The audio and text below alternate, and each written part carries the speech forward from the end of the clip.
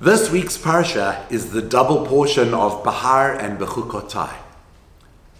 In the middle of Bechukotai, there's something like close to 50 verses of tochacha, of rebuke, that God unfortunately berates the Jewish people if they do not behave.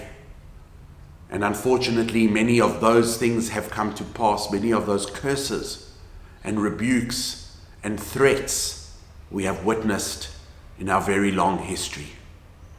But straight after the tochacha, straight after those 50 or so verses of rebuke, the Torah goes into a very strange topic. It's a topic called erchin. Erchin is values.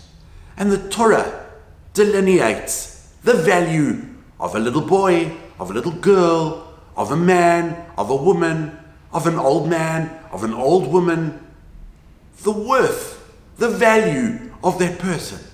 It's very strange, very strange. What the Torah is talking about over there is if someone makes a vow to Hashem to donate the value of a human being to the temple, how much money he will have to cough up to pay. Well, it depends. If you're donating the value of a little 5-year-old, well, this is how much he's worth. And if you're donating the value of your granny, well, this is how much your granny is worth. Very, very strange. Very difficult for our modern minds to comprehend. So what is the Torah actually telling us over here? So I heard a beautiful thought. And that is, if you want to know the worth of a human being, see how he handles tragedy.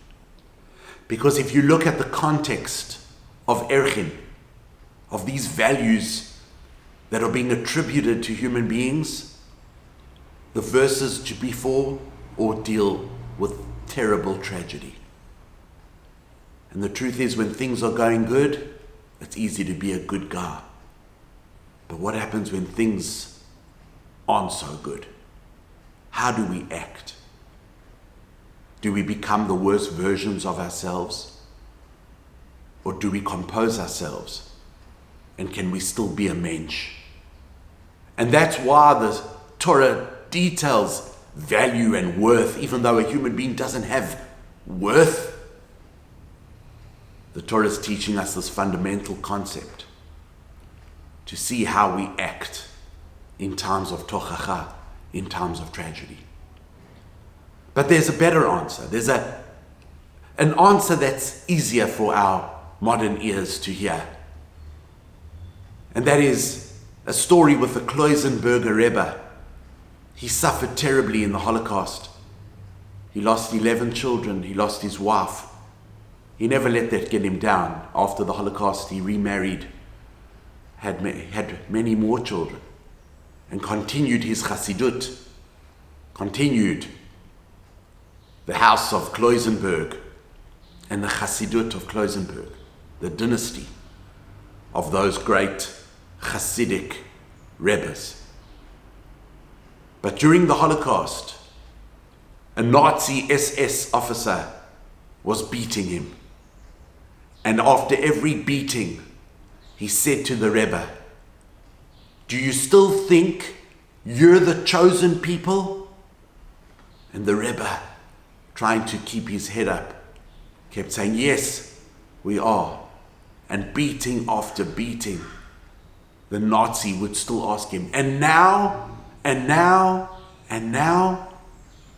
And finally the Rebbe said, "So long as I'm not beating innocent people, then I'm the chosen people. So long as I'm not preying on those who are weak, then I can call myself part of the chosen people." And that's our job as Jewish people. We weren't chosen because we're the best. We weren't chosen because we're elite. We're chosen to do something great in this world. We're chosen to care about the widow and the orphan, the poor, the downtrodden. Abraham, when he taught us this, lived in a world of Nimrod, a world of Nazism, of dog eat dog, of survival of the fittest. If you're strong, you survive. If you're weak, you die.